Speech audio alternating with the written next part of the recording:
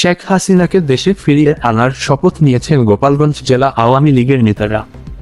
আজ বুধবার দুপুরে গোপালগঞ্জের টুঙ্গিপাড়ায় বঙ্গবন্ধু শেখ মুজিবুর রহমানের সমাধিসৌধ কমপ্লেক্সের বেদিতে দাঁড়িয়ে তারা এর শপথ নেন।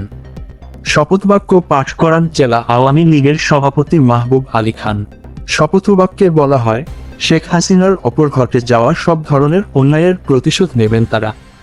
এর আগে নেতা কর্মীরা মাজার কমপ্লেক্সের মসজিদে জোহরের নামাজ শেষে আওয়ামী লীগের সভাপতি ও সদ্য সাবেক প্রধানমন্ত্রী শেখ হাসিনার নিরাপত্তা, সুস্থতা ও দীর্ঘায়ু কামনা করে দোয়া ও মোনাজাত করেন।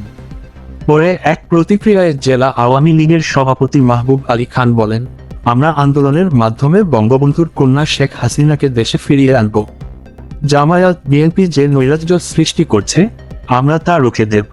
জেলা আওয়ামী লীগের সাধারণ সম্পাদক জি.এম. শাহাব উদ্দিন আজম বলেন, আমরা যতদিন পর্যন্ত আমাদের নেত্রীকে দেশের মাটিতে ফিরিয়ে আনতে না পারব, ততদিন আমরা ঘরে ফিরব না। প্রয়োজনে আমরা কঠোর আন্দোলন গড়ে তুলব।